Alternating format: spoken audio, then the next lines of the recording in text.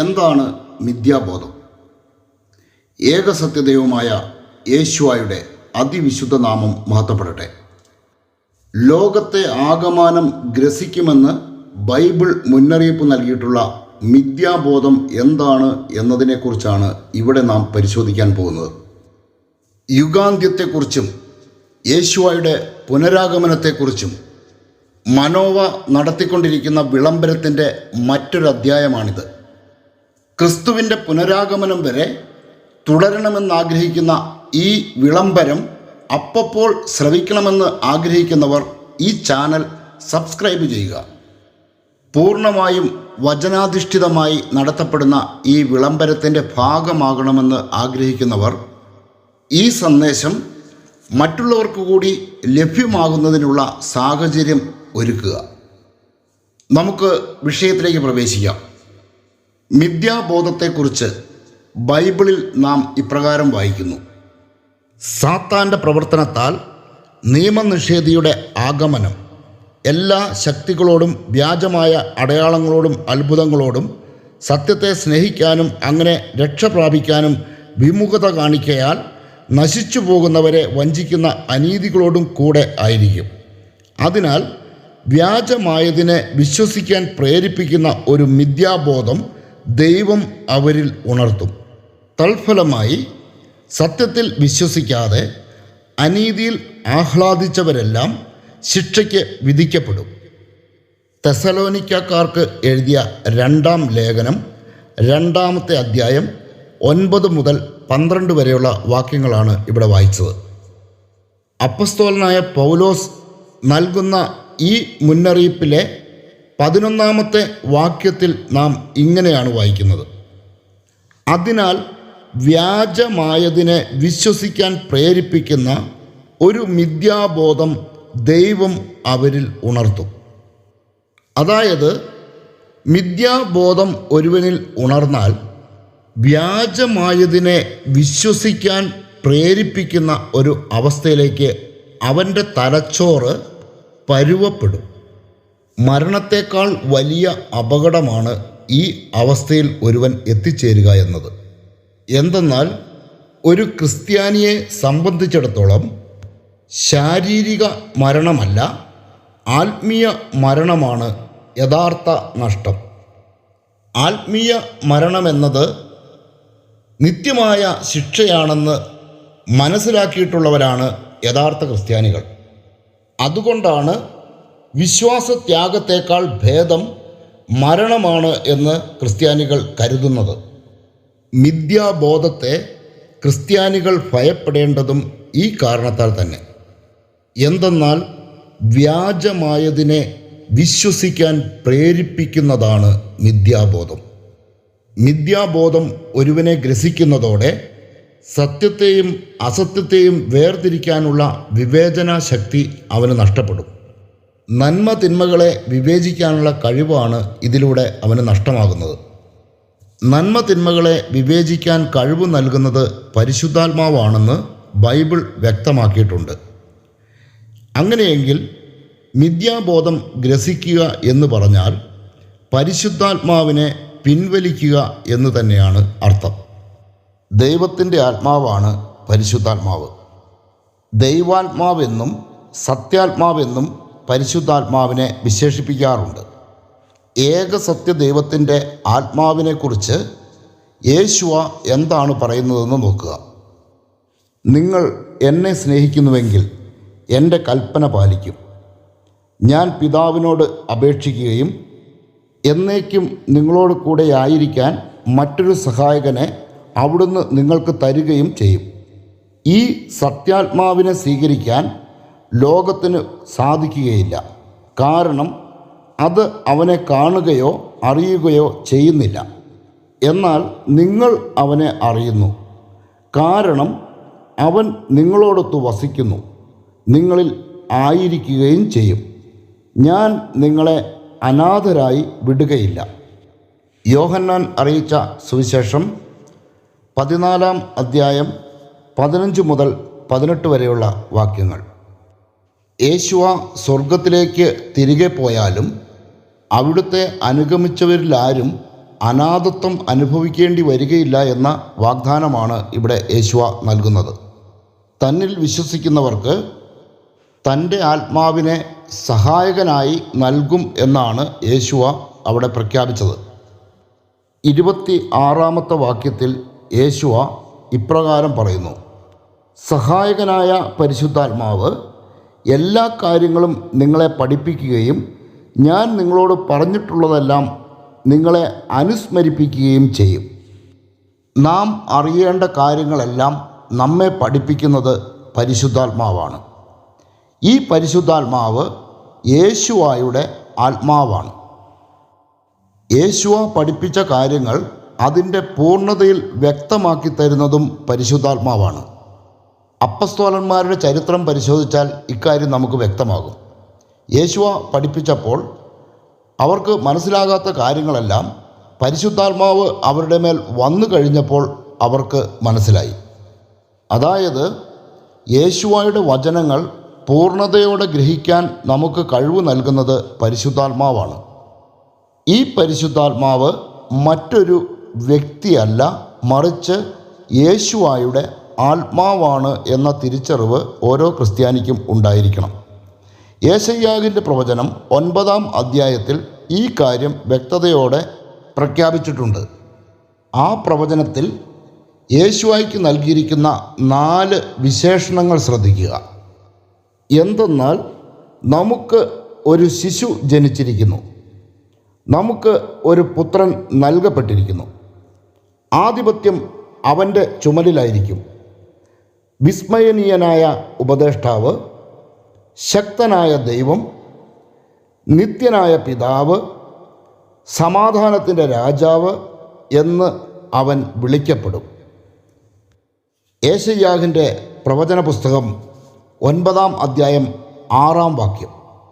വിസ്മയനീയനായ ഉപദേഷ്ടാവ് എന്ന് യേശുവയെ ഇവിടെ വിശേഷിപ്പിച്ചിരിക്കുന്നുവെങ്കിൽ യേശുവ ഈ ഉപദേഷ്ടാവിനെക്കുറിച്ച് പറയുന്നത് ദൈവാത്മാവ് എന്നാണ്. മാത്രവുമല്ല, യേശയ്യാവിൻ്റെ പ്രവചനത്തിൽ നിത്യനായ പിതാവെന്നും ശക്തനായ ദൈവമെന്നും വിശേഷിപ്പിക്കുന്നതും യേശുവയെ തന്നെയാണ്. ത്രിത്വത്തിൽ 3 ആളുകളുണ്ട് എന്ന് തെറ്റിദ്ധരിച്ചിരിക്കുന്ന ആളുകളെ സംബന്ധിച്ചിടത്തോളം ഗൗരവത്തോടെ പഠിക്കേണ്ട പ്രവചന ഗ്രന്ഥം കൂടിയാണ് യേശയ്യാവിൻ്റെ പ്രവചന ഗ്രന്ഥം. ഈ വിഷയത്തിലേക്ക് കടക്കാൻ മനോവ ഇവിടെ ഉദ്യമിക്കുന്നില്ല. ആയതിനാൽ വിഷയത്തിലേക്ക് മടങ്ങി വരാം.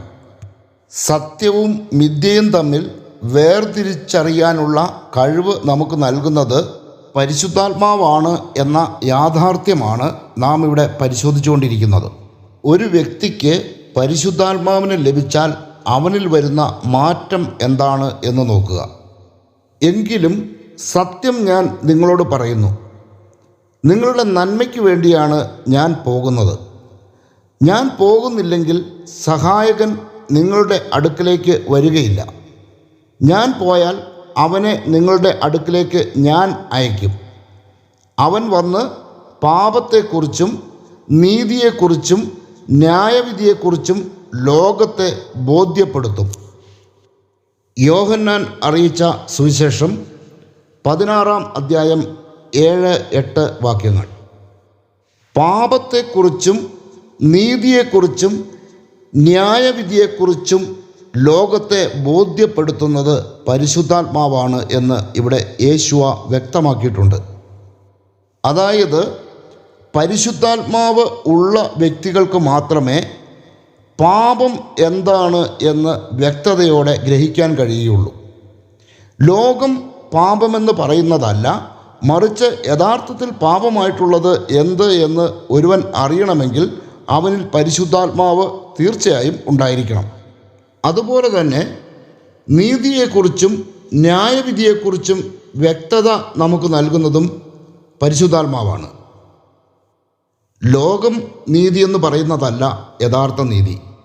നാം വിധിക്കപ്പെടുന്നതും ലോകത്തിൻ്റെ നീതിയെ അടിസ്ഥാനമാക്കിയല്ല, മറിച്ച് ദൈവിക നീതിയെ അടിസ്ഥാനമാക്കിയാണ് നാം ഓരോരുത്തരും വിധിക്കപ്പെടുന്നത്. ഈ നീതിയെക്കുറിച്ച് നമ്മെ ബോധ്യപ്പെടുത്തുന്നത് പരിശുദ്ധാത്മാവാണ്. യേശുവയുടെ വാക്കുകൾ ശ്രദ്ധിക്കുക. ഇനിയും വളരെ കാര്യങ്ങൾ എനിക്ക് നിങ്ങളോട് പറയാനുണ്ട്. എന്നാൽ അവ ഉൾക്കൊള്ളാൻ ഇപ്പോൾ നിങ്ങൾക്ക് കഴിവില്ല. സത്യാത്മാവ് വരുമ്പോൾ നിങ്ങളെ സത്യത്തിൻ്റെ പൂർണ്ണതയിലേക്ക് നയിക്കും. അവൻ സ്വമേധയാ ആയിരിക്കുകയില്ല സംസാരിക്കുന്നത്, അവൻ കേൾക്കുന്നത് മാത്രം സംസാരിക്കും. വരാനിരിക്കുന്ന കാര്യങ്ങൾ അവൻ നിങ്ങളെ അറിയിക്കും. അവൻ എനിക്കുള്ളവയിൽ നിന്ന് സ്വീകരിച്ച് നിങ്ങളോട് പ്രഖ്യാപിക്കും. അങ്ങനെ അവൻ എന്നെ മഹത്വപ്പെടുത്തും. യോഹന്നാൻ അറിയിച്ച സുവിശേഷം 16-ാം അധ്യായം 12, 13, 14 വാക്യങ്ങൾ. സത്യത്തിൻ്റെ പൂർണ്ണതയിലേക്ക് നമ്മെ നയിക്കുന്നത് പരിശുദ്ധാത്മാവാണ് എന്ന് വ്യക്തമാക്കാനാണ് ഈ വചനം നാം ഇവിടെ പരിശോധിച്ചത്. സത്യത്തെയും മിഥ്യയെയും തമ്മിൽ വിവേചിക്കാനും നന്മയെയും തിന്മയെയും തമ്മിൽ വിവേചിക്കാനും നമുക്ക് കഴിവ് നൽകുന്നത് പരിശുദ്ധാത്മാവാണ്. അതിനാൽ തന്നെ പരിശുദ്ധാത്മാവ് ഉള്ള ഒരു വ്യക്തി മിഥ്യാബോധത്തിൽ അകപ്പെടുകയില്ല. ഒരു സമൂഹത്തെ ആകമാനം മിഥ്യാബോധം ഗ്രസിക്കണമെങ്കിൽ ആ സമൂഹത്തിൽ നിന്ന് പരിശുദ്ധാത്മാവ് പിൻവലിക്കപ്പെടണം. ഇന്ന് ലോകത്തെ ആകമാനം മിഥ്യാബോധം ഗ്രസിച്ചത് കാണുമ്പോൾ ഭയത്തോടെ ഈ യാഥാർത്ഥ്യം നാം തിരിച്ചറിയണം. അതെ, മിഥ്യാബോധം എന്നത് പരിശുദ്ധാത്മാവ് പിൻവലിക്കപ്പെടുന്ന അവസ്ഥയാണ്. ഈ അവസ്ഥയെ ആണ് അന്ത്യകാല അടയാളമായി ബൈബിൾ ചൂണ്ടിക്കാണിക്കുന്നത്. ലോകത്തെ മാത്രം ഗ്രസിക്കുന്ന ഒന്നാണ് മിഥ്യാബോധമെന്ന് ആരും തെറ്റിദ്ധരിക്കരുത്. എന്തെന്നാൽ തിരഞ്ഞെടുക്കപ്പെട്ടവരെ പോലും മിഥ്യാബോധം ഗ്രസിക്കുമെന്ന് ബൈബിൾ നമുക്ക് മുന്നറിയിപ്പ് നൽകിയിട്ടുണ്ട്. ബൈബിൾ നൽകുന്ന ഈ മുന്നറിയിപ്പ് ശ്രദ്ധിക്കുക. നമ്മുടെ നാഥനായ യേശുവ മശിഹായുടെ പ്രത്യാഗമനത്തെയും അവൻ്റെ സന്നിധിയിൽ നാം സമ്മേളിക്കുന്നതിനെയും പറ്റി സഹോദരരെ ഞങ്ങൾ നിങ്ങളോട് അപേക്ഷിക്കുന്നു. യേശുവായുടെ ദിവസം വന്നു കഴിഞ്ഞുവെന്ന് സൂചിപ്പിക്കുന്ന പ്രവചനത്താലോ പ്രസംഗത്താലോ ഞങ്ങളുടേതെന്ന് അവകാശപ്പെടുന്ന ലേഖനത്താലോ നിങ്ങൾ പെട്ടെന്ന് ചഞ്ചലചിത്തരും അസ്വസ്ഥരുമാകരുത്. ആരും നിങ്ങളെ ഒരു വിധത്തിലും വഞ്ചിക്കാതിരിക്കട്ടെ. എന്തെന്നാൽ ആ ദിവസത്തിനു മുമ്പ് വിശ്വാസത്യാഗമുണ്ടാകുകയും നാശത്തിൻ്റെ സന്താനമായ അരാജകത്വത്തിൻ്റെ മനുഷ്യൻ പ്രത്യക്ഷപ്പെടുകയും ചെയ്യേണ്ടിയിരിക്കുന്നു. തെസലോനിക്കാർക്ക് എഴുതിയ 2-ാം ലേഖനം 2-ാമത്തെ അധ്യായം 1 മുതൽ 3 വരെയുള്ള വാക്യങ്ങൾ. യേശുവായുടെ പുനരാഗമനത്തെ സംബന്ധിച്ച് തെറ്റിദ്ധരിപ്പിക്കുന്ന സന്ദേശങ്ങളുമായി അനേകർ രംഗപ്രവേശം ചെയ്യുമെന്ന് അപ്പസ്തോലനായ പൗലോസ് മുന്നറിയിപ്പ് നൽകിയിരിക്കുന്നു. യേശുവായുടെ പുനരാഗമനം സംഭവിച്ചു കഴിഞ്ഞതാണ് എന്ന് അവർ പ്രഖ്യാപിക്കും. കത്തോലിക്ക സഭയിലെ ചില വൈദിക വേഷധാരികൾ ഈ ആശയവുമായി ഇപ്പോൾ തന്നെ രംഗത്ത് ഇറങ്ങിക്കഴിഞ്ഞിട്ടുണ്ട്. ഇക്കൂട്ടരെ ദൈവജനം സൂക്ഷിക്കണം. ദൈവജനത്തെ മിഥ്യാബോധത്തിലേക്കും വ്യർത്ഥതയിലേക്കും നയിക്കുക എന്ന ലക്ഷ്യത്തോടെയാണ് ഇവർ ഇറങ്ങിയിരിക്കുന്നത്. അന്ധരെ നയിക്കുന്ന അന്ധരാണ് ഇവരെന്ന് യേശുവ നമുക്ക് മുന്നറിയിപ്പ് നൽകിയിട്ടുണ്ട്.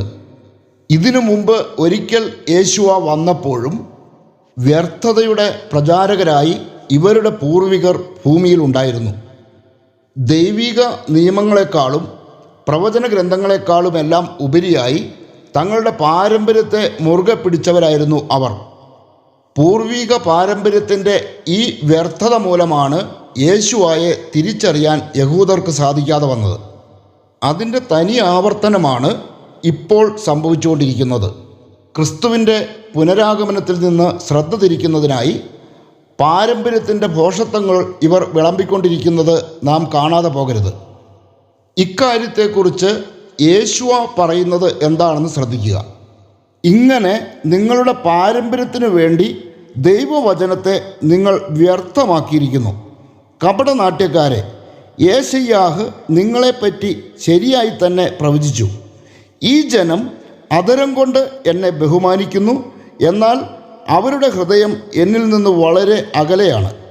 അവർ മാനുഷിക നിയമങ്ങൾ പ്രമാണങ്ങളായി പഠിപ്പിച്ചുകൊണ്ട് വ്യർത്ഥമായി എന്നെ ആരാധിക്കുന്നു. മത്തായി അറിയിച്ച സുവിശേഷം 15-ാം അധ്യായം 6 മുതൽ 9 വരെയുള്ള വാക്യങ്ങൾ. ക്രിസ്തു പഠിപ്പിക്കാത്തതും അപ്പസ്തോലന്മാർ മനസ്സിൽ പോലും ചിന്തിക്കാത്തതുമായ പാരമ്പര്യങ്ങളാണ് ഇന്ന് ഓരോ സഭകളും ചുമലിലേറ്റിയിരിക്കുന്നത്. ഈ വ്യർത്ഥ പാരമ്പര്യങ്ങളുടെ കെട്ടുപാടുകളിൽ നിന്നും പുറത്തു ചാടാതെ ഒരു വ്യക്തിക്കും സത്യസന്ധമായി ദൈവത്തെ കണ്ടെത്താനായിട്ട് കഴിയില്ല. കാരണം വഴിപിഴച്ചു പോയവരുടെ പാരമ്പര്യങ്ങളെ ശ്രേഷ്ഠമെന്ന വ്യാജേന തോളിലേറ്റിരിക്കുന്ന അവസ്ഥ ഇന്ന് ക്രൈസ്തവ സഭകളിലുണ്ട്. ക്രിസ്തു പഠിപ്പിച്ചതിൽ നിന്ന് വ്യത്യസ്തമായ ആശയങ്ങളുമായി മുന്നോട്ട് പോകുന്നവരോടൊപ്പം പരിശുദ്ധാത്മാവ് ഉണ്ടായിരിക്കുമെന്ന് ആരും ചിന്തിക്കരുത്. എന്തെന്നാൽ പരിശുദ്ധാത്മാവ് സത്യത്തിന് സാക്ഷ്യം നൽകുന്ന ആത്മാവാണ്. വ്യർത്ഥമായ പാരമ്പര്യങ്ങളുമായി പരിശുദ്ധാത്മാവിന് യാതൊരു ബന്ധവുമില്ല. ഇതാണ് മിഥ്യാബോധം ഗ്രസിക്കുന്ന ഒരു വഴി. സത്യത്തെ സ്നേഹിക്കുന്നതിന് പകരം അസത്യത്തെ സ്നേഹിച്ചു എന്നതാണ് ഈ ദുരവസ്ഥയ്ക്ക് ആധാരം. തെസലോനിക്കാർക്ക് എഴുതിയ ലേഖനത്തിലൂടെ പൗലോസ് അപ്പോസ്തലൻ വ്യക്തമാക്കിയതും ഈ കാര്യം തന്നെയാണ്. ക്രിസ്തുവിൻ്റെ വചനത്തെ മാറ്റിവെച്ചുകൊണ്ട് സഭാപിതാക്കന്മാരുടേതെന്ന് പറയപ്പെടുന്ന പാരമ്പര്യങ്ങളെ ഇവർ മുറുകെ പിടിച്ചിരിക്കുന്നു. ഈ പാരമ്പര്യങ്ങളാകട്ടെ ക്രിസ്തു പഠിപ്പിച്ചതോ അപ്പസ്തോലന്മാർ പ്രസംഗിച്ചതോ ആയ സത്യവുമായി പൊരുത്തപ്പെടുന്നവ അല്ലതാനും. വിജാതീയരിൽ നിന്നും കടമെടുത്ത സംസ്കാരങ്ങളെപ്പോലും ക്രിസ്തുവിൻ്റെ പാരമ്പര്യമാണ് എന്ന രീതിയിൽ പ്രചരിപ്പിക്കുന്ന സഭകളും ഇന്ന് കേരളത്തിലുണ്ട്. ഈ പാരമ്പര്യങ്ങളുടെ വ്യർത്ഥതയിൽ നിന്നാണ് നാം പുറത്തു വരേണ്ടത്. നിങ്ങൾ ഏതു സഭയിൽ വിശ്വസിക്കുന്നവരുമാകട്ടെ, ക്രിസ്തുവിൻ്റെ സുവിശേഷത്തിന് യോജിക്കാത്ത പാരമ്പര്യങ്ങൾ നിങ്ങളുടെ സഭയിലുണ്ടെങ്കിൽ ആ പാരമ്പര്യങ്ങളെ അപ്പാടെ തള്ളിക്കളഞ്ഞ് പുറത്തു വരാതെ യേശുവായെ ആയിരിക്കുന്ന അവസ്ഥയിൽ പൂർണ്ണതയോടെ മനസ്സിലാക്കാൻ കഴിയില്ല. കാരണം ക്രിസ്തുവിനേക്കാൾ അപ്പുറമായി പൂർവ്വപിതാക്കന്മാരുടെ പാരമ്പര്യത്തെയാണ് അവർ മുറുകെ പിടിച്ചിരിക്കുന്നത്. അതിനാൽ തന്നെ അവരോടൊപ്പം പരിശുദ്ധാത്മാവ് ഇല്ല.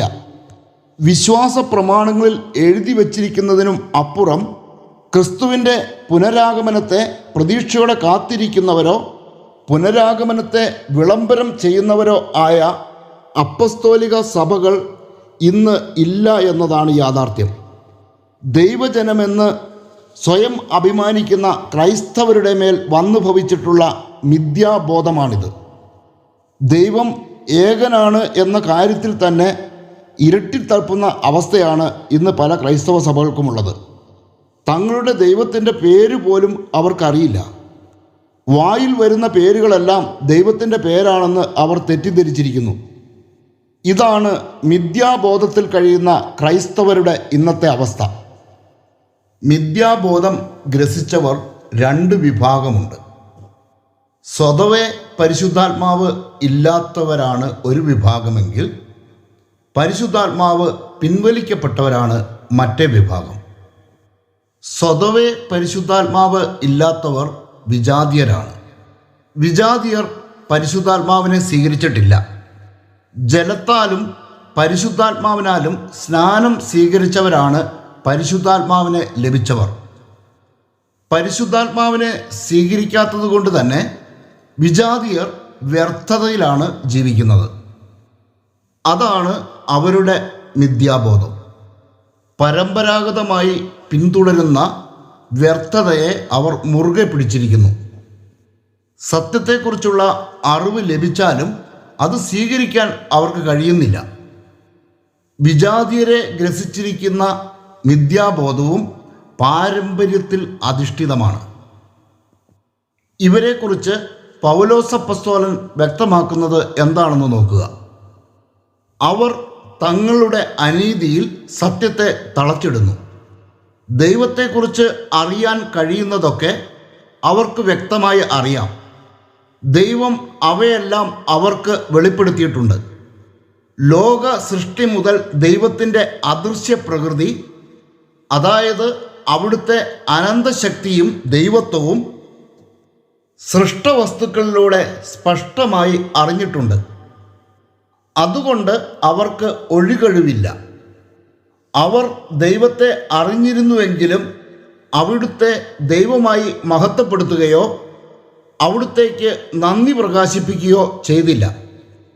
മറിച്ച് അവരുടെ യുക്തിവിചാരങ്ങൾ നിഷ്ഫലമായി തീരുകയും വിവേകരഹിതമായ ഹൃദയം അന്ധകാരത്തിൽ ആണ്ടുപോവുകയും ചെയ്തു. ജ്ഞാനികളെന്ന് അവകാശപ്പെട്ടുകൊണ്ട് അവർ ഭോഷന്മാരായി തീർന്നു. അവർ അനശ്വരനായ ദൈവത്തിൻ്റെ മഹത്വം നശ്വരനായ മനുഷ്യൻ്റെയോ പക്ഷികളുടെയോ മൃഗങ്ങളുടെയോ ഇഴജന്തുക്കളുടെയോ സാദൃശ്യത്തിലുള്ള വിഗ്രഹങ്ങൾക്ക് കൈമാറി. അതുകൊണ്ട് ദൈവം അവരെ തങ്ങളുടെ ഭോഗാസക്തികളോട് കൂടെ ശരീരങ്ങൾ പരസ്പരം അവമാനിതമാക്കുന്നതിന് അശുദ്ധിക്ക് വിട്ടുകൊടുത്തു. എന്തെന്നാൽ അവർ ദൈവത്തിൻ്റെ സത്യം ഉപേക്ഷിച്ച് വ്യാജം സ്വീകരിച്ചു. അവർ സൃഷ്ടാവിലുപരി സൃഷ്ടിയെ ആരാധിക്കുകയും സേവിക്കുകയും ചെയ്തു. പൗലോസ് അപ്പസ്തോലൻ റോമാക്കാർക്ക് എഴുതിയ ലേഖനം 1-ാം അധ്യായം 18 മുതൽ 25 വരെയുള്ള വാക്യങ്ങൾ. പരിശുദ്ധാത്മാവിനെ ലഭിക്കാത്ത വിജാതിയർ എങ്ങനെ മിഥ്യാബോധത്തിൽ അകപ്പെട്ടു എന്നതിനെക്കുറിച്ചാണ് ഇവിടെ വിവരിച്ചിരിക്കുന്നത്. ഇവർക്ക് ക്രിസ്തുവാകുന്ന ഏകരക്ഷയെ സ്വീകരിക്കാനും അതുവഴി പരിശുദ്ധാത്മാവിനെ കൈക്കൊള്ളാനുമുള്ള എല്ലാ അവസരവും ക്രിസ്തു തന്നെ ഒരുക്കി വച്ചിട്ടുണ്ട്. വിജാതിയരെ സത്യം അറിയിക്കാൻ അയക്കപ്പെട്ടവരാണ് ക്രിസ്ത്യാനികൾ. ക്രിസ്ത്യാനികളെ ക്രിസ്തു ഏൽപ്പിച്ച ദൗത്യം എന്താണെന്ന് നോക്കുക. അവൻ അവരോട് പറഞ്ഞു, നിങ്ങൾ ലോകമെങ്ങും പോയി എല്ലാ സൃഷ്ടികളോടും സുവിശേഷം പ്രസംഗിക്കുവിൻ. വിശ്വസിച്ച് സ്നാനം സ്വീകരിക്കുന്നവൻ രക്ഷിക്കപ്പെടും, വിശ്വസിക്കാത്തവൻ ശിക്ഷിക്കപ്പെടും. മർക്കോസ് എഴുതിയ ക്രിസ്തുവിൻ്റെ സുവിശേഷം 16-ാം അധ്യായം 15-16 വാക്യങ്ങൾ. വിശ്വസിച്ച് സ്നാനം സ്വീകരിക്കുന്നവർക്ക് പരിശുദ്ധാത്മാവിനെ ലഭിക്കും എന്നത് ദൈവത്തിൻ്റെ വാഗ്ദാനമാണ്. ഈ പരിശുദ്ധാത്മാവാണ് ഒരു മനുഷ്യനെ സത്യത്തിൻ്റെ പൂർണ്ണതയിലേക്ക് നയിക്കുന്നത്. അറിയിക്കുക എന്ന ഉത്തരവാദിത്തം മാത്രമേ ക്രിസ്ത്യാനികളിൽ നിക്ഷിപ്തമായിട്ടുള്ളൂ. വിശ്വാസത്തിൻ്റെ കാര്യത്തിൽ യാതൊരു നിർബന്ധവും ചെലുത്തുവാൻ ക്രിസ്ത്യാനിയെ ദൈവം ചുമതലപ്പെടുത്തിയിട്ടില്ല. വിശ്വസിക്കാനും തള്ളിക്കളയാനും ഓരോരുത്തർക്കും സ്വാതന്ത്ര്യമുണ്ട്. രക്ഷ പ്രാപിക്കാൻ എന്തു ചെയ്യണമെന്ന ചോദ്യത്തിന് അപ്പസ്തോലനായ കേപ്പ നൽകിയ മറുപടി എന്താണെന്ന് നോക്കുക. കേപ്പ പറഞ്ഞു, നിങ്ങൾ പശ്ചാത്തപിക്കുവിൻ, പാപമോചനത്തിനായി എല്ലാവരും യേശുവ മശിഹായുടെ നാമത്തിൽ സ്നാനം സ്വീകരിക്കുവിൻ. പരിശുദ്ധാത്മാവിൻ്റെ ദാനം നിങ്ങൾക്ക് ലഭിക്കും. ഈ വാഗ്ദാനം നിങ്ങൾക്കും നിങ്ങളുടെ സന്താനങ്ങൾക്കും വിദൂരസ്ഥർക്കും നമ്മുടെ ദൈവമായ യേശുവ തൻ്റെ അടുക്കലേക്ക് വിളിക്കുന്ന എല്ലാവർക്കും ഉള്ളതാണ്. അപ്പസ്തോലന്മാരുടെ പ്രവർത്തനങ്ങൾ എന്ന പുസ്തകത്തിലെ 2-ാം അധ്യായം 38-39 വാക്യങ്ങൾ. ദൈവത്താൽ അയക്കപ്പെടുന്ന വ്യക്തികൾ സത്യം ലോകത്തെ അറിയിക്കുമ്പോൾ അത് സ്വീകരിക്കുന്നതിന് തടസ്സമായി പരമ്പരാഗത വിശ്വാസങ്ങളുടെ വ്യർത്ഥത അവരെ സ്വാഭാവികമായും പിന്നോട്ട് വലിക്കും. അതിനെ അതിലംഘിച്ച് പുറത്തു വരുന്നവർക്ക് മാത്രമേ രക്ഷ സ്വീകരിക്കാനായിട്ട് സാധിക്കുകയുള്ളൂ. അങ്ങനെ പുറത്തു വന്നവരാണ് ഇന്നത്തെ ക്രിസ്ത്യാനികൾ. പ്രകാശം കടന്നു വന്നിട്ടും പ്രകാശത്തേക്കാൾ അധികമായി അന്ധകാരത്തെ സ്നേഹിച്ചു എന്നതാണ് വിജാതിയരിൽ ബാധിച്ചിരിക്കുന്ന മിഥ്യാബോധം. എന്നാൽ സത്യത്തിലേക്ക് കടന്നു വന്നിട്ടും പൂർണ്ണതയോടെ സത്യത്തെ അനുധാവനം ചെയ്യാൻ കഴിയാതെ പോയി എന്നതാണ് ക്രിസ്ത്യാനികളുടെ മേൽ ബാധിക്കുന്ന മിഥ്യാബോധം. ക്രിസ്തുവിനും അവിടുത്തെ സുവിശേഷത്തിനും യോജിക്കാത്ത വഴിപിഴച്ച പാരമ്പര്യങ്ങളും വിജാതിയരുടെ വ്യർത്ഥമായ ആചാരങ്ങളും ക്രൈസ്തവ സമൂഹങ്ങളെ അപകടത്തിലാഴ്ത്തിയിട്ടുണ്ട്. പരിശുദ്ധാത്മാവിനെ സ്വീകരിച്ച ഒരു വ്യക്തി തങ്ങളുടെ ഇഷ്ടത്തിനനുസരിച്ച് യാത്ര ചെയ്താലും അവരോടൊപ്പം ആത്മാവുണ്ടായിരിക്കും എന്നത് വെറും വ്യാമോഹം മാത്രമാണ്. വചനത്തിൻ്റെ സത്യങ്ങളെ അവഗണിച്ചുകൊണ്ട് യാത്ര ചെയ്യുന്നവരോടൊപ്പം പരിശുദ്ധാത്മാവ് ഒരിക്കലും ഉണ്ടാവുകയില്ല. ബൈബിൾ നൽകുന്ന മുന്നറിയിപ്പ് ശ്രദ്ധിക്കുക. ഒരിക്കൽ പ്രകാശം ലഭിക്കുകയും സ്വർഗീയ സമ്മാനം ആസ്വദിച്ചറിയുകയും പരിശുദ്ധാത്മാവിൽ പങ്കുകാരാവുകയും ദൈവവചനത്തിൻ്റെ നന്മയും വരാനിരിക്കുന്ന യുഗത്തിൻ്റെ ശക്തിയും രുചിച്ചറിയുകയും ചെയ്തവർ വീണു പോവുകയാണെങ്കിൽ അവരെ അനുതാപത്തിലേക്ക് പുനരാനയിക്കുക അസാധ്യമാണ്. കാരണം അവർ ദൈവപുത്രനെ സ്വമനസ്സ അധിക്ഷേപിക്കുകയും വീണ്ടും കുരിശിൽ തറയ്ക്കുകയും ചെയ്തു.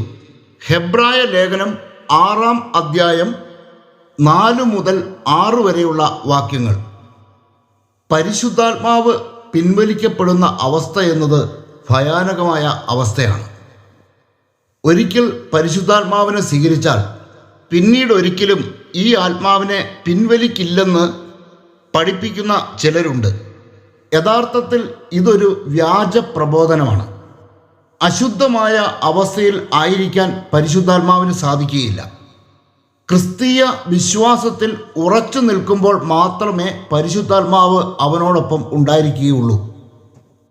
അന്യദേവന്മാരുടെ ആലയങ്ങൾ സന്ദർശിക്കുമ്പോൾ പരിശുദ്ധാത്മാവ് കൂടെ ഉണ്ടാകുമോ? വിജാതിയർ ബലിയർപ്പിക്കുന്നത് പിശാചിനാണെന്ന് കോറിന്തോസുകാർക്ക് എഴുതിയ 1-ാം ലേഖനം 10-ാമത്തെ അധ്യായം 20-ാമത്തെ വാക്യത്തിൽ കാണാം. പിശാചിനെ ആരാധിക്കുന്ന ആലയത്തിലേക്ക് ഒരുവൻ കടന്നു പോകുമ്പോൾ അവനോടൊപ്പം പരിശുദ്ധാത്മാവും ഉണ്ടായിരിക്കും എന്ന് പറയുന്നത് പരിശുദ്ധാത്മാവിനെതിരെയുള്ള ദൂഷണമാണ്. സ്വവർഗ വിവാഹം കഴിച്ച് ജീവിക്കുന്നവരോടൊപ്പം പരിശുദ്ധാത്മാവുണ്ട് എന്ന് ആരും പറയരുത്. സ്വൈരിണികളോടൊപ്പം വ്യഭിചരിക്കുമ്പോഴും ലിവിങ് ടുഗദർ എന്ന് ഓമനപ്പേരിട്ട് വിളിക്കുന്ന ന്യൂജൻ വ്യഭിചാരത്തിൽ ഏർപ്പെട്ടിരിക്കുമ്പോഴും പരിശുദ്ധാത്മാവ് അവരിൽ വസിക്കുന്നുവെന്ന് ആരും പറയരുത്. അത് പരിശുദ്ധാത്മാവിന് എതിരെയുള്ള ദൂഷണമാണ്. ഈ ലോകത്തോ വരാനിരിക്കുന്ന ലോകത്തോ ക്ഷമിക്കപ്പെടാത്ത പാപവുമാണ്. ആയതിനാൽ പരിശുദ്ധാത്മാവ് പിൻവലിക്കപ്പെടും എന്ന യാഥാർത്ഥ്യം ഗൗരവമായി നാം മനസ്സിലാക്കിയിരിക്കണം. പരിശുദ്ധാത്മാവിനാൽ നയിക്കപ്പെടുന്ന ഒരു വ്യക്തിക്ക് ക്രിസ്തുവിനെ നിഷേധിക്കാനോ വിജാതീയ ദേവന്മാരെ അംഗീകരിക്കാനോ സാധിക്കുകയില്ല. ബൈബിൾ ഇപ്രകാരം വെളിപ്പെടുത്തുന്നു: ദൈവത്തിൻ്റെ ആത്മാവിനെ നിങ്ങൾക്ക് ഇങ്ങനെ തിരിച്ചറിയാം. യേശുവ മശിഹ ശരീരം ധരിച്ചു വന്നു എന്ന് ഏറ്റുപറയുന്ന ആത്മാവ് ദൈവത്തിൽ നിന്നാണ്. യേശുവായെ ഏറ്റുപറയാത്ത ആത്മാവ് ദൈവത്തിൽ നിന്നല്ല. വരാനിരിക്കുന്നു എന്ന് നിങ്ങൾ കേട്ടിട്ടുള്ള എതിർ ക്രിസ്തുവിൻ്റെ ആത്മാവാണ് അത്. 1 യോഹന്നാൻ 4-ാം അധ്യായം 2-3 വാക്യങ്ങൾ. വചനവിരുദ്ധമായ ആശയങ്ങളിലേക്ക് ഒരുവൻ വ്യതിചലിക്കുമ്പോൾ അവനിൽ നിന്ന് പരിശുദ്ധാത്മാവ് വിട്ടുപോകുന്നു. ക്രിസ്തുവിനെ ഏറ്റുപറയുന്ന ആത്മാവാണ് പരിശുദ്ധാത്മാവ് എന്ന് ഇവിടെ പ്രഖ്യാപിച്ചിരിക്കെ, ക്രിസ്തുവിനെ നിഷേധിച്ച് വിശ്വാസത്തിൽ നിന്ന് വ്യതിചലിച്ച് അന്യ മതത്തിൽപ്പെട്ട വ്യക്തികളുമായി വിവാഹത്തിൽ ഏർപ്പെട്ട് കടന്നു പോകുന്ന വ്യക്തിയിൽ നിന്ന് പരിശുദ്ധാത്മാവ് പിൻവലിക്കപ്പെടില്ല എന്ന് ആരെങ്കിലും പറയുന്നുവെങ്കിൽ അവർ ദൈവത്തെയോ ദൈവത്തിൻ്റെ ആത്മാവിനെയോ യഥാർത്ഥത്തിൽ അറിഞ്ഞിട്ടില്ല. പരിശുദ്ധാത്മാവ് ഉള്ള വ്യക്തിക്ക് ക്രിസ്തുവിനെ നിഷേധിക്കാനായിട്ട് സാധിക്കുകയില്ല. പരിശുദ്ധാത്മാവ് ഒരുവനിൽ വസിക്കുമ്പോൾ അവന് എങ്ങനെയാണ് വിശ്വാസം ഉപേക്ഷിച്ചു പോകാൻ സാധിക്കുന്നത്? അവസാന കാലത്ത് വിശ്വാസത്യാഗം ഉണ്ടാകും എന്നത് ബൈബിൾ പ്രഖ്യാപിച്ചിട്ടുള്ള സത്യമാണ്. വിശ്വാസം ഉപേക്ഷിച്ചു പോകുന്ന ഒരുവനോടൊപ്പം പരിശുദ്ധാത്മാവും പോകുമെന്നാണോ ഇവർ പറയുന്നത്? ഇന്ന് ഈ ഭൂമുഖത്ത് ജീവിക്കുന്നവരിൽ ഏകദേശം 1/3 ഭാഗവും ക്രിസ്ത്യാനികളാണ്. വിശ്വാസ ജീവിതം നയിക്കുന്നവർ കുറവാണെങ്കിലും സ്നാനം സ്വീകരിച്ചവരാണ് ഈ 1/3 ഭാഗവും. സ്നാനത്തിലൂടെ പരിശുദ്ധാത്മാവിനെ സ്വീകരിച്ചവരിൽ നിന്ന് ഒരിക്കലും ആത്മാവിനെ പിൻവലിക്കുന്നില്ല എങ്കിൽ യേശുവ ചോദിച്ച ഒരു ചോദ്യം അപ്രസക്തമാകും. അവിടുന്ന് ചോദിച്ച ചോദ്യം ഇതാണ്: എങ്കിലും മനുഷ്യപുത്രൻ വരുമ്പോൾ ഭൂമിയിൽ വിശ്വാസം കണ്ടെത്തുമോ? ലൂക്ക അറിയിച്ച സുവിശേഷം 18-ാം അധ്യായം 8-ാം വാക്യം. യേശുവായുടെ ഈ ചോദ്യം വളരെ പ്രസക്തമാണ്. വ്യർത്ഥമായ വാക്കുകളൊന്നും അവിടുത്തെ വായിൽ നിന്ന് പുറപ്പെട്ടിട്ടില്ല, പുറപ്പെടുകയുമില്ല. ഈ ചോദ്യത്തിന് ആധാരമായ കാര്യം മറ്റൊരു ഭാഗത്ത് യേശുവ തന്നെ വെളിപ്പെടുത്തുന്നുണ്ട്. മത്തായി അറിയിച്ച സുവിശേഷം 24 അധ്യായം 10 വാക്യത്തിലാണ് അത് കാണുന്നത്. അനേകർ വിശ്വാസം ഉപേക്ഷിക്കുകയും പരസ്പരം ഒറ്റിക്കൊടുക്കുകയും ദ്വേഷിക്കുകയും ചെയ്യും.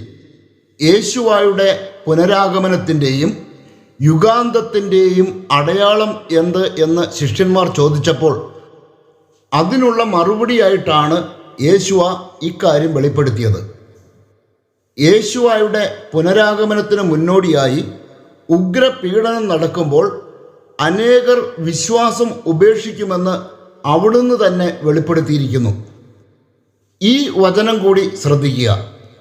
എന്തെന്നാൽ ലോകാരംഭം മുതൽ ഇന്നേ വരെ ഉണ്ടായിട്ടില്ലാത്ത, ഇനി ഉണ്ടാകാനിടയില്ലാത്ത ഉഗ്രപീഡനം അന്നുണ്ടാകും. ആ ദിവസങ്ങൾ പരിമിതപ്പെടുത്തിയില്ലായിരുന്നെങ്കിൽ ഒരുവനും രക്ഷപ്പെടുകയില്ലായിരുന്നു. എന്നാൽ തിരഞ്ഞെടുക്കപ്പെട്ടവരെ പ്രതി ആ ദിവസങ്ങൾ പരിമിതപ്പെടുത്തും. മത്തായി അറിയിച്ച സുവിശേഷം 24 അധ്യായം 21, 22 വാക്യങ്ങൾ. ഇവിടെയെല്ലാം നാം മനസ്സിലാക്കേണ്ടത് വിശ്വാസത്യാഗത്തെക്കുറിച്ചാണ്. പരിശുദ്ധാത്മാവിനാൽ നയിക്കപ്പെടുന്ന ഒരു വ്യക്തി എങ്ങനെയാണ് വിശ്വാസം ഉപേക്ഷിക്കുന്നത്? പരിശുദ്ധാത്മാവ് പിൻവലിക്കപ്പെടുന്ന അവസ്ഥയെക്കുറിച്ച് ഇവിടെയാണ് നാം ഗൗരവമായി ചിന്തിക്കേണ്ടത്.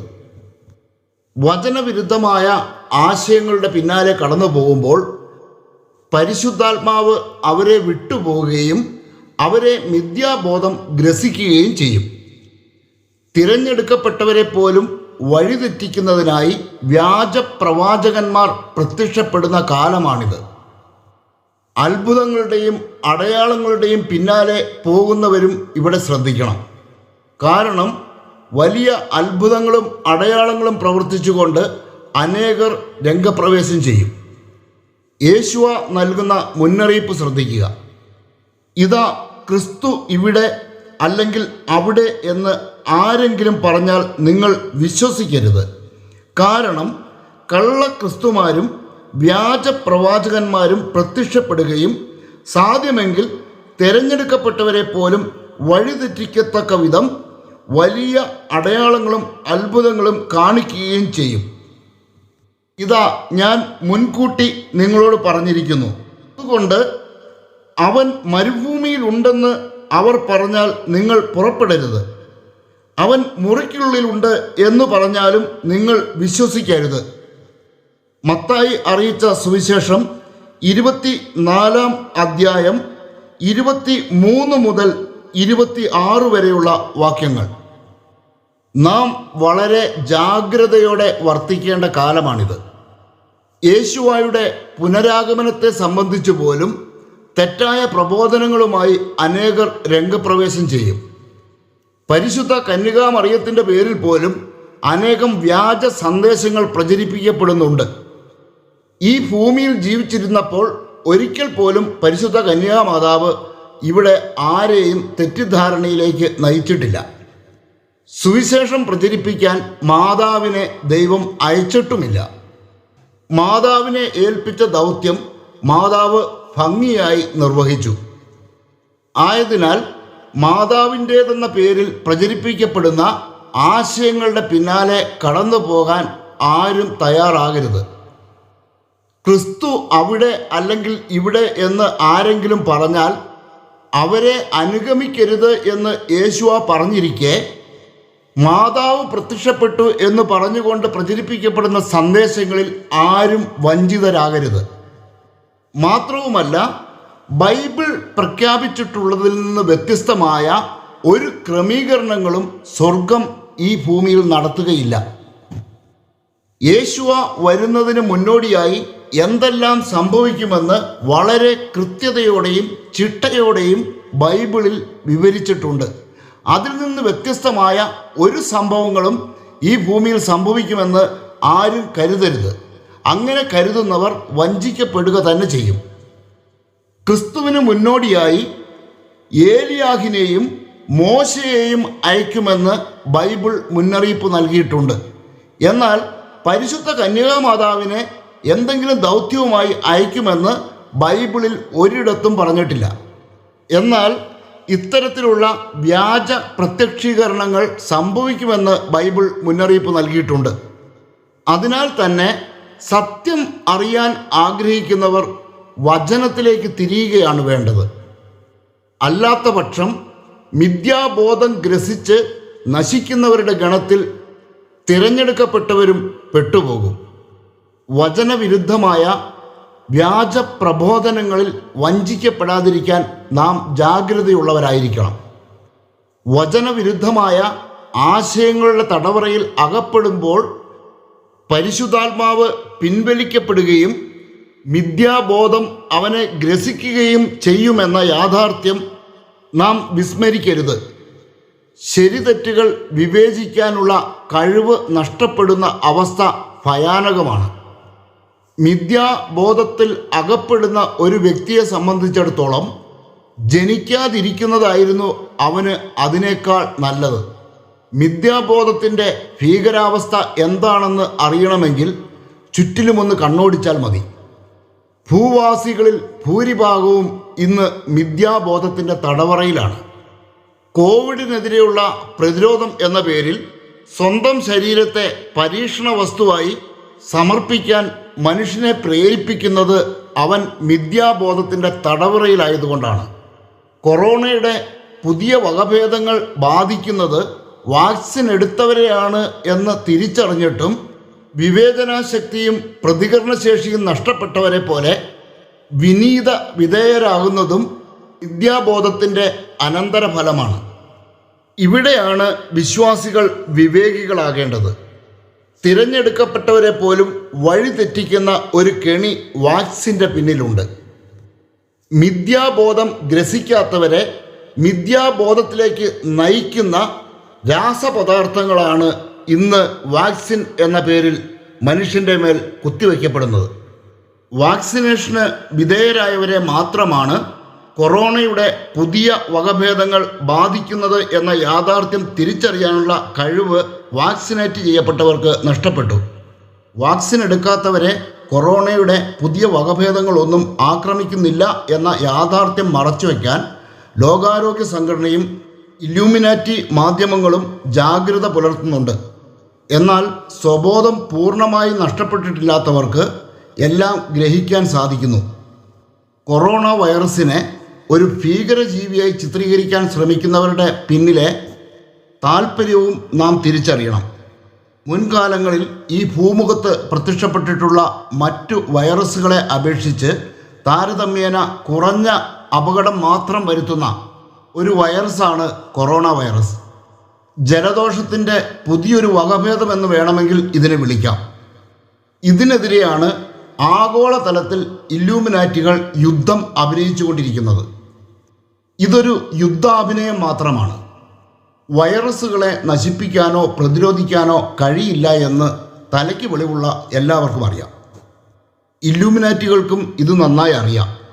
അതിനാൽ തന്നെ ഇപ്പോൾ നടത്തിക്കൊണ്ടിരിക്കുന്ന യുദ്ധം കൊറോണയ്ക്കെതിരെ അല്ല, മനുഷ്യർക്കെതിരെയാണ്.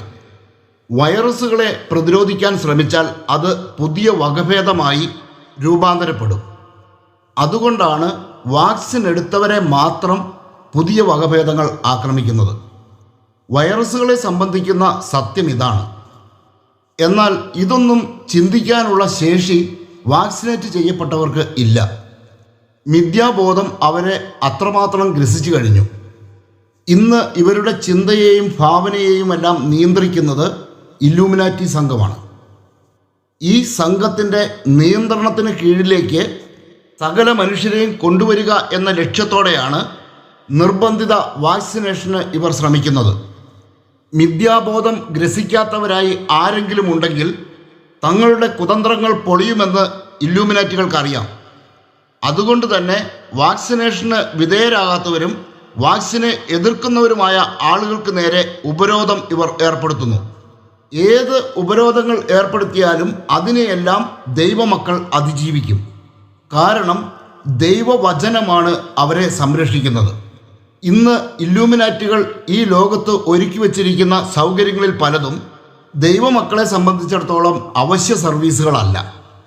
അതുകൊണ്ട് ഈ നിഗൂഢ സംഘം ഏർപ്പെടുത്തുന്ന ഉപരോധങ്ങളൊന്നും യഥാർത്ഥ ദൈവമക്കളെ യേശുന്നതല്ല. ഇല്ലൂമിനാറ്റികൾ ഒരുക്കി വച്ചിരിക്കുന്ന സൗകര്യങ്ങളിൽ പലതും ദൈവമക്കൾ ഉപയോഗിച്ചിട്ടുണ്ടെങ്കിലും അതിൽ നിന്ന് എപ്പോൾ വേണമെങ്കിലും പിന്മാറാനുള്ള ശക്തിയും ദൈവം അവർക്ക് നൽകിയിട്ടുണ്ട്. ഒരു 50 വർഷം പിന്നിലോട്ട് ചിന്തകളെ കൊണ്ടുപോയാൽ മാത്രം മതി ഇന്ന് ഒരുക്കപ്പെട്ടിരിക്കുന്ന ആർഭാടങ്ങളെ പുല്ലുപോലെ വലിച്ചെറിയാനുള്ള ശക്തി ദൈവമക്കൾക്ക് ലഭിക്കാൻ. ക്രിസ്തുവിൻ്റെ പുനരാഗമനത്തെ പ്രതീക്ഷിച്ച് കാത്തിരിക്കുന്ന ദൈവമക്കളെ സംബന്ധിച്ചിടത്തോളം ഇതൊന്നും വലിയ കാര്യമല്ല. ഒരുവൻ്റെ നിക്ഷേപം എവിടെയോ അവിടെയായിരിക്കും അവൻ്റെ ഹൃദയവും. അതുപോലെ തന്നെ ഒരുവൻ എന്തിനെയാണോ ലക്ഷ്യം വയ്ക്കുന്നത് അവിടെയായിരിക്കും അവൻ്റെ മനസ്സ്. ദൈവമക്കൾ ലക്ഷ്യം വച്ചിരിക്കുന്നത് ക്രിസ്തുവിൻ്റെ രാജ്യത്തെയാണ്. അവിടുത്തെ പുനരാഗമനവും 1000 വർഷത്തെ വാഴ്ചയും ദൈവമക്കൾ ആകാംക്ഷാപൂർവം കാത്തിരിക്കുന്നു. യേശുവായുടെ രാജ്യത്ത് പ്രവേശിക്കുവാനും അവിടുത്തെ ഭരണവാഴ്ചയുടെ കീഴിൽ ജീവിക്കാനും പ്രത്യാശയർപ്പിച്ച് കാത്തിരിക്കുന്ന ദൈവമക്കളെയാണ് ഇല്ലൂമിനാറ്റി ഭരണകൂടങ്ങൾ ഉമ്മാക്കി കാട്ടി ഭയപ്പെടുത്താൻ ശ്രമിക്കുന്നത്. സൗകര്യങ്ങൾ ലഭിക്കുമ്പോൾ അത് ഉപയോഗിക്കുന്നത് പോലെ അത് പിൻവലിക്കുമ്പോൾ ജീവിതത്തെ അതിന് അനുസരണമായി ക്രമീകരിക്കണം. ലോകം ഒരുക്കിയ മായാപ്രപഞ്ചത്തിൽ കണ്ണ് മഞ്ഞളിച്ചു പോയ ചിലരെ സംബന്ധിച്ചിടത്തോളം ഇത് എളുപ്പമുള്ള കാര്യമല്ല. അവരെ നമുക്ക് അവരുടെ വഴിക്ക് വിടാം. അവരെ പ്രതി അല്ല യേശുവ വരുന്നത്. യേശുവയെ ആകാംക്ഷയോടെ കാത്തിരിക്കുന്നവരുടെ രക്ഷയ്ക്ക് വേണ്ടിയാണ്. അതുകൊണ്ട് ഈ ലോകത്തോടുള്ള മൈത്രി ദൈവത്തോടുള്ള ശത്രുതയാണ് എന്ന് നാം ഇവിടെ തിരിച്ചറിയണം. വാക്സിൻ എടുക്കാത്ത ദൈവമക്കൾ തിരിച്ചറിയേണ്ട മറ്റൊരു യാഥാർത്ഥ്യം കൂടിയുണ്ട്. ആത്മീയ പരിവേഷത്തോടെ വാക്സിൻ പ്രചരിപ്പിക്കുന്നവർ ക്രൈസ്തവരുടെ ഇടയിലുണ്ട് എന്ന യാഥാർത്ഥ്യമാണ് അത്. വാക്സിൻ പ്രചാരണത്തിനായി ബൈബിളിലെ വചനങ്ങൾ പോലും ഇവർ ഉപയോഗിക്കുന്നു. ഇവർക്കെതിരെയാണ് ദൈവമക്കൾ കൂടുതൽ ജാഗ്രത പുലർത്തേണ്ടത്. സീസറിനുള്ളത് സീസറിന്, അധികാരത്തിന് വിധേയപ്പെടുക, എല്ലാ അധികാരങ്ങളും ദൈവത്തിൽ നിന്നാണ് തുടങ്ങിയ ബൈബിൾ വാക്യങ്ങളെയാണ് സ്ഥാനത്തും അസ്ഥാനത്തും ദുരുപയോഗിച്ചുകൊണ്ട് ചിലർ രംഗപ്രവേശം ചെയ്യുന്നത്. ഇവയെല്ലാം ബൈബിളിലെ വചനങ്ങൾ തന്നെയാണ്. എന്നാൽ ഇവർ വ്യാഖ്യാനിക്കുന്ന അർത്ഥതലങ്ങളൊന്നുമല്ല ഈ വചനങ്ങൾക്കുള്ളത്. മാത്രവുമല്ല, ഇവർ സൗകര്യപൂർവ്വം വിസ്മരിക്കുന്ന മറ്റൊരു വചനം ബൈബിളിലുണ്ട്. വചനം ഇതാണ്: ആദ്യം നിങ്ങൾ ഇതു മനസ്സിലാക്കുവിൻ. വിശുദ്ധ ലിഖിതത്തിലെ പ്രവചനങ്ങൾ ഒന്നും തന്നെ ആരുടെയും സ്വന്തമായ വ്യാഖ്യാനത്തിനുള്ളതല്ല. എന്തുകൊണ്ടെന്നാൽ പ്രവചനങ്ങൾ ഒരിക്കലും മാനുഷിക ചോദനയാൽ രൂപം കൊണ്ടതല്ല. പരിശുദ്ധാത്മാവിനാൽ പ്രചോദിതരായി ദൈവത്തിൻ്റെ മനുഷ്യർ സംസാരിച്ചവയാണ്.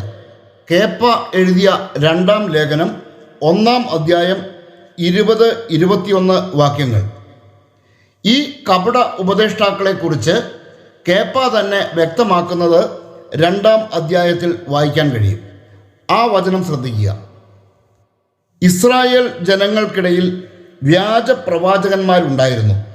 അതുപോലെ തങ്ങളുടെ മേൽ ശീഘ്രനാശം വിതയ്ക്കുന്ന വ്യാജ ഉപദേഷ്ടാക്കൾ നിങ്ങളുടെ ഇടയിലും ഉണ്ടാകും. അവർ വിനാശകരമായ അഭിപ്രായങ്ങൾ രഹസ്യത്തിൽ പഠിപ്പിക്കുകയും തങ്ങളെ വില കൊടുത്തു വാങ്ങിയ നാഥനെ പോലും നിഷേധിക്കുകയും ചെയ്യും. പലരും അവരുടെ ദുഷിച്ച മാർഗത്തെ അനുഗമിക്കും. അങ്ങനെ അവർ മൂലം സത്യത്തിൻ്റെ മാർഗം നിന്ദിക്കപ്പെടും. അത്യാഗ്രഹം കാരണം വ്യാജം പറഞ്ഞു നിങ്ങളെ അവർ ചൂഷണം ചെയ്യും. നേരത്തെ തന്നെ നിശ്ചയിക്കപ്പെട്ടിരിക്കുന്ന അവരുടെ ശിക്ഷാവിധിക്ക് കാലവിളംബം വരികയില്ല. വിനാശം കണ്ണു തുറന്ന് അവരെ കാത്തിരിക്കുകയും ചെയ്യുന്നു. കേപ്പ എഴുതിയ 2-ാം ലേഖനം 2-ാം അധ്യായം 1 മുതൽ 3 വരെയുള്ള വാക്യങ്ങൾ. സീസറിനുള്ളത് സീസറിനെന്ന് പറഞ്ഞും അധികാരത്തിന് വിധേയപ്പെടുന്നതിൻ്റെ മാഹാത്മ്യം ചൂണ്ടിക്കാണിച്ചും ദൈവജനത്തെ വഞ്ചിക്കാൻ ഇറങ്ങിയിരിക്കുന്നവരാണിവർ. സീസറിനുള്ളത് സീസറിന് കൊടുക്കുമ്പോൾ ദൈവത്തിനുള്ളത് കൊടുക്കാൻ ഇവർ വിമുഖത കാണിക്കുന്നു. ലോകത്തിൻ്റെ അധാർമിക അധികാരങ്ങൾക്ക് വിധേയപ്പെടുത്താൻ ഇവർ ശ്രമിക്കുമ്പോൾ ദൈവിക നിയമങ്ങൾക്കും ദൈവത്തിൻ്റെ സംവിധാനങ്ങൾക്കും വിധേയപ്പെടുന്നതിൽ നിന്ന് ഇവർ മാറി നിൽക്കുന്നു. ദൈവത്തെക്കാൾ ഉപരി മനുഷ്യനെ പ്രീതിപ്പെടുത്താനാണ് ഇവർ ശ്രമിച്ചുകൊണ്ടിരിക്കുന്നത്. ഒരു രാജ്യത്ത് ജീവിക്കുമ്പോൾ ആ രാജ്യത്തെ നിയമങ്ങൾ അനുസരിക്കാൻ എല്ലാ പൗരന്മാർക്കും കടമയുണ്ട്. എന്നാൽ രാജ്യത്തിൻ്റെ നിയമങ്ങൾ ദൈവിക നിയമങ്ങൾക്ക് എതിരാണെങ്കിൽ ദൈവമക്കൾ പരിഗണിക്കേണ്ടത് ദൈവിക നിയമങ്ങളാണ്. ഇത്തരത്തിലുള്ള ചില അനിവാര്യമായ നിയമലംഘനങ്ങൾ നടത്തി തന്നെയാണ് ക്രിസ്തീയത ഇക്കാലം അത്രയും വളർന്നു വന്നത്. ഈ നിയമലംഘനങ്ങൾക്കുള്ള ശിക്ഷ ഇരുകൈയും നീട്ടി സ്വീകരിക്കാൻ ക്രിസ്ത്യാനിക്ക് മടിയില്ല. അതാണ് ക്രൈസ്തവ സഭയുടെ ചരിത്രം. യേശുവ എന്ന നാമത്തിൽ സംസാരിക്കരുത് എന്ന് വിലക്കിക്കൊണ്ട് അധികാരികൾ അന്ത്യശാസനം പുറപ്പെടുവിച്ചപ്പോൾ കേപ്പ നൽകിയ മറുപടി എന്താണെന്ന് ശ്രദ്ധിക്കുക. കേപ്പായും അപ്പസ്തോലന്മാരും പ്രതിവചിച്ചു, മനുഷ്യരെക്കാൾ ദൈവത്തെയാണ് അനുസരിക്കേണ്ടത്. അപ്പസ്തോലന്മാരുടെ പ്രവർത്തനങ്ങൾ 5-ാം അധ്യായം 29-ാം വാക്യം. ദൈവിക നിയമങ്ങളെ അവഗണിച്ചുകൊണ്ട് മാനുഷിക നിയമങ്ങൾക്ക് വിധേയരാകുവാൻ ആരെങ്കിലും നമ്മെ പ്രേരിപ്പിച്ചാൽ അവർ എത്ര ഉന്നതരായി കാണപ്പെട്ടാലും അവരെ നാം അനുസരിക്കരുത്. എന്തെന്നാൽ അവർ ദൈവത്താൽ അയക്കപ്പെട്ടവരല്ല. ആയതിനാൽ വാക്സിൻ എടുക്കാൻ അധികാരികൾ നിർബന്ധിക്കുമ്പോൾ ആ അധികാരത്തിന് വിധേയപ്പെടാൻ ദൈവവചനം മറയാക്കുന്നവരെ സൂക്ഷിക്കണം. എന്തെന്നാൽ ദൈവജനത്തിൻ്റെ അന്തകരാണവർ. എതിർ ക്രിസ്തുവിൻ്റെ മുദ്ര നെറ്റിയിലോ വലത് കൈത്തണ്ടയിലോ സ്വീകരിക്കാൻ നിർബന്ധിക്കുമ്പോഴും ഈ ശപിക്കപ്പെട്ടവർ രംഗത്ത് വരും. വാക്സിനേഷനു വേണ്ടി ഇപ്പോൾ ചെലുത്തുന്ന നിർബന്ധം എതിർ ക്രിസ്തുവിൻ്റെ നാമത്തിൻ്റെ സംഖ്യ മുദ്രയടിക്കുന്നതിനുള്ള ട്രയൽ റണ്ണാണ്. വാക്സിനേഷനു വേണ്ടി ഇവർ സ്വീകരിച്ചിരിക്കുന്ന ഇതേ ശൈലി തന്നെയാണ് എതിർ ക്രിസ്തുവിൻ്റെ നാമത്തിൻ്റെ സംഖ്യ മുദ്രയടിക്കുമ്പോഴും ഇവർ സ്വീകരിക്കുന്നത്. ബൈബിൾ നൽകിയിരിക്കുന്ന മുന്നറിയിപ്പ് ശ്രദ്ധിക്കുക. ചെറിയവരും വലിയവരും, ധനികരും ദരിദ്രരും, സ്വതന്ത്രരും അടിമകളുമായ എല്ലാവരുടെയും വലത്തു കൈയിലോ നെറ്റിയിലോ മുദ്ര കുത്തണമെന്ന് അത് നിർബന്ധിച്ചു. മൃഗത്തിൻ്റെ നാമമോ നാമത്തിൻ്റെ സംഖ്യയോ മുദ്ര അടിക്കപ്പെടാത്തവർക്ക് കൊടുക്കൽ വാങ്ങൽ അസാധ്യമാക്കാൻ വേണ്ടിയായിരുന്നു അത്. ഇവിടെയാണ് ജ്ഞാനം ആവശ്യമായിരിക്കുന്നത്. ബുദ്ധിയുള്ളവൻ മൃഗത്തിൻ്റെ സംഖ്യ കണക്ക് കൂട്ടട്ടെ. അത് ഒരു മനുഷ്യൻ്റെ സംഖ്യയാണ്. ആ സംഖ്യ 666. വെളിപാടിൻ്റെ പുസ്തകം 13-ാം അധ്യായം 16, 17, 18 വാക്യങ്ങൾ. മുദ്ര അടിക്കപ്പെടാത്തവർക്ക് കൊടുക്കൽ വാങ്ങൽ നിരോധിക്കുമെന്ന് ഇവിടെ പ്രഖ്യാപിച്ചിരിക്കുന്നു. ഇതേ ശൈലി വാക്സിനേഷൻ്റെ കാര്യത്തിലും നമുക്ക് കാണാൻ കഴിയും. വാക്സിൻ എടുക്കാത്തവർക്ക് ചില വ്യാപാര സ്ഥാപനങ്ങളിൽ കയറാൻ ഇപ്പോൾ തന്നെ വിലക്കുണ്ട്. മൃഗത്തിൻ്റെ സംഖ്യ കണക്ക് കൂട്ടാൻ ആവശ്യമായ ജ്ഞാനം ഇവിടെയും ആവശ്യമാണ്. എന്തെന്നാൽ ഇതൊരു ട്രയൽ റണ്ണാണെന്ന് ജ്ഞാനത്താൽ തിരിച്ചറിയണം. ഇവിടെ വീഴുന്നവർ അവിടെയും വീഴും. മിഥ്യാബോധം ഗ്രസിച്ചാൽ തീർച്ചയായും വീഴുക തന്നെ ചെയ്യും. നമുക്ക് മുന്നിൽ 2 ചോയ്സ് ഉണ്ട്. 2 യജമാനന്മാർ നമുക്ക് മുന്നിൽ നിൽക്കുന്നു. ഒന്നുകിൽ ഒരു യജമാനനെ സേവിക്കുക, മറ്റവനെ ദ്വേഷിക്കുക. ഈ ലോകവും ദൈവരാജ്യവും നമുക്ക് മുന്നിൽ നിൽക്കുന്നു. ദൈവരാജ്യത്തെ സ്വീകരിക്കണമെങ്കിൽ ഈ ലോകത്തെ ദ്വേഷിക്കണം. യേശുവായുടെ വചനം ശ്രദ്ധിക്കുക. 2 യജമാനന്മാരെ സേവിക്കാൻ ആർക്കും സാധിക്കുകയില്ല. ഒന്നുകിൽ ഒരുവനെ ദ്വേഷിക്കുകയും അപരനെ സ്നേഹിക്കുകയും ചെയ്യും, അല്ലെങ്കിൽ ഒരുവനെ ബഹുമാനിക്കുകയും അപരനെ നിന്ദിക്കുകയും ചെയ്യും. ദൈവത്തെയും മാമോനെയും സേവിക്കാൻ നിങ്ങൾക്ക് സാധിക്കുകയില്ല. മത്തായി അറിയിച്ച സുവിശേഷം 6-ാം അധ്യായം 24-ാം വാക്യം. ഇതാണ് നമുക്ക് മുന്നിലുള്ള ചോയ്സ്. ക്രിസ്തുവിൻ്റെ രാജ്യം തിരഞ്ഞെടുക്കേണ്ടവർക്ക് അത് തിരഞ്ഞെടുക്കാം. ഈ ലോകമാണ് വേണ്ടതെങ്കിൽ അത് തിരഞ്ഞെടുക്കാം. രണ്ടും ഒരുമിച്ച് തിരഞ്ഞെടുക്കാൻ ശ്രമിക്കുന്നവർക്ക് ഇവ രണ്ടും ലഭിക്കുകയില്ല. അപ്പസ്തോലനായ യാക്കോബ് പറയുന്നത് എന്താണെന്ന് ശ്രദ്ധിക്കുക. ലോകത്തോടുള്ള മൈത്രി ദൈവത്തോടുള്ള ശത്രുതയാണെന്ന് നിങ്ങൾ അറിയുന്നില്ലേ? ലോകത്തിൻ്റെ മിത്രമാകാൻ ആഗ്രഹിക്കുന്നവൻ തന്നെ തന്നെ ദൈവത്തിൻ്റെ ശത്രുവാക്കുന്നു. യാക്കോബ് എഴുതിയ ലേഖനം 4-ാം അധ്യായം 4-ാം വാക്യം. ഈ ലോകത്തിനു വേണ്ടി ദൈവത്തെ തള്ളിക്കളയുന്ന ഭാഗ്യദോഷികളും ബുദ്ധിശൂന്യരുമായി നാം അധപ്പതിക്കേണ്ടതുണ്ടോ? ലോകത്തിൻ്റെ മിത്രമാകാൻ ആഗ്രഹിക്കുന്നവർ തന്നെ തന്നെ ദൈവത്തിൻ്റെ ശത്രുവാക്കി മാറ്റുന്നു എന്നാണ് അപ്പസ്തോലൻ ഓർമ്മപ്പെടുത്തുന്നത്. തൻ്റെ നാമത്തെ പ്രതി ഈ ലോകത്ത് എന്തു തന്നെ ഉപേക്ഷിക്കേണ്ടി വന്നാലും അവയെല്ലാം 100 ഇരട്ടിയായി നൽകുമെന്നത് യേശുവയുടെ വാഗ്ദാനമാണ്. അവിടുത്തെ വചനം ശ്രദ്ധിക്കുക. എൻ്റെ നാമത്തെ പ്രതി ഭവനത്തെയോ സഹോദരന്മാരെയോ സഹോദരികളെയോ പിതാവിനെയോ മാതാവിനെയോ മക്കളെയോ വയലുകളെയോ പരിത്യജിക്കുന്ന ഏതൊരുവനും 100 ഇരട്ടി ലഭിക്കും. അവൻ നിത്യജീവൻ അവകാശമാക്കുകയും ചെയ്യും.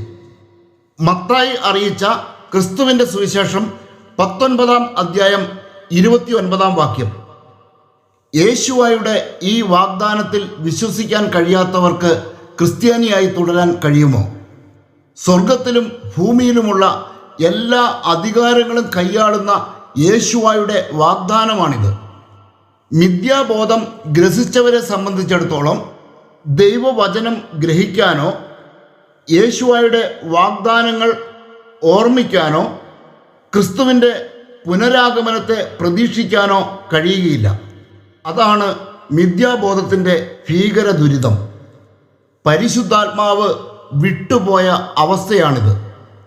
വിശ്വാസികൾ ഇവിടെ വിവേകികളാകുകയും സഹനശക്തി ആർജിക്കുകയും വേണം. കാരണം ലോകം ഒരുക്കി വച്ചിരിക്കുന്ന വലിയൊരു കെണി നമുക്ക് മുന്നിലുണ്ട്. ലോകത്തിൻ്റെ ആഡംബരങ്ങളാണ് ആ കെണി. കണ്ണിമയ്ക്കുന്ന വേഗത്തിൽ പുരോഗതിയിൽ നിന്ന് പുരോഗതിയിലേക്ക് ലോകം കുതിക്കാൻ തുടങ്ങിയിട്ട് അധികം കാലമായിട്ടില്ല. കഴിഞ്ഞ 1/4 നൂറ്റാണ്ടിനിടയിൽ സംഭവിച്ചത് അത്ര വലിയ കുതിച്ചുചാട്ടമാണ്. അതൊരു കെണിയായിരുന്നുവെന്ന് നാം തിരിച്ചറിയണം. ലോകത്തിൻ്റെ ആഡംബരങ്ങൾ ഏറ്റവും കുറഞ്ഞ വിലയ്ക്ക് നമുക്ക് ഓരോരുത്തർക്കും അവർ നൽകി. ഈ ആഡംബരങ്ങളോട് മനുഷ്യൻ ഇഴുകിച്ചേർന്നപ്പോൾ അവയുടെ വില വർദ്ധിച്ചു. പല ആഡംബരങ്ങളും സൗജന്യ നിരക്കിലായിരുന്നു ആസ്വദിച്ചു വന്നത്. ഏത് ചെറിയവനും ലഭ്യമാകുന്ന വിധം ആഡംബരങ്ങൾ ലഭ്യമായപ്പോൾ അതൊരു കെണിയായിരുന്നുവെന്ന് ആരും തിരിച്ചറിഞ്ഞില്ല. ലഭിച്ചുകൊണ്ടിരിക്കുന്ന ഈ സൗകര്യങ്ങൾ ഒറ്റയടിക്ക് നിർത്തലാക്കപ്പെട്ടാൽ ഉള്ള അവസ്ഥ എന്തായിരിക്കുമെന്ന് ആരെങ്കിലും ചിന്തിച്ചിട്ടുണ്ടോ? ഈ സൗകര്യങ്ങൾ ഉപേക്ഷിക്കുന്നതിനുള്ള വൈമുഖ്യമാണ് ദൈവത്തെയും മനുഷ്യനെയും തമ്മിൽ ഇപ്പോൾ അകറ്റിക്കൊണ്ടിരിക്കുന്നത്. മയക്കുമരുന്ന് ലോബി ഈ ശൈലി അവലംബിക്കാറുണ്ട്.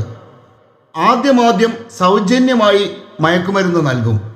മയക്കുമരുന്നിന് അടിമകളായി കഴിഞ്ഞാൽ സൗജന്യങ്ങളെല്ലാം അവസാനിക്കും. അപ്പോഴേക്കും മയക്കുമരുന്നില്ലാതെ ജീവിക്കാൻ കഴിയാത്ത അവസ്ഥയിൽ അവൻ എത്തിക്കഴിഞ്ഞിരിക്കും. ലോകത്തിൻ്റെ ആഡംബരങ്ങൾ നമുക്ക് വെച്ചു നീട്ടിക്കൊണ്ട് ഇതേ ശൈലിയാണ് അവർ പ്രയോഗിച്ചത്. അനുഭവിച്ചു കൊണ്ടിരിക്കുന്ന സൗകര്യങ്ങളിൽ നിന്ന് അല്പം പോലും താഴോട്ട് ഇറങ്ങി വരാൻ മനുഷ്യർക്കിന്ന് സാധിക്കുന്നില്ല. ഈ സാഹചര്യത്തിൽ മിഥ്യാബോധം കൂടി മനുഷ്യനെ ഗ്രസിച്ചാൽ എന്തായിരിക്കും അവസ്ഥ? ഇന്ന് മനുഷ്യൻ എത്തിപ്പെട്ടിരിക്കുന്നത് ഈ അവസ്ഥയിലാണ്. ഇവിടെയാണ് വിവേകവും സഹനശക്തിയും ദൈവമക്കൾക്ക് ആവശ്യമായി വരുന്നത്. അപ്പസ്തോലനായ പൗലോസ് പറഞ്ഞ ഈ വാക്കുകൾ ദൈവമക്കൾ ഹൃദയത്തിൽ പതിപ്പിക്കണം. ക്രിസ്തുവിൻ്റെ സ്നേഹത്തിൽ നിന്ന് ആര് നമ്മെ വേർപെടുത്തും? ക്ലേശമോ ദുരിതമോ പീഡനമോ പട്ടിണിയോ നഗ്നതയോ ആപത്തോ വാളോ? ഇങ്ങനെ എഴുതപ്പെട്ടിരിക്കുന്നു, നിന്നെ പ്രതി ഞങ്ങൾ ദിവസം മുഴുവൻ വധിക്കപ്പെടുന്നു, കൊലയ്ക്കുള്ള ആടുകളെപ്പോലെ കരുതപ്പെടുകയും ചെയ്യുന്നു.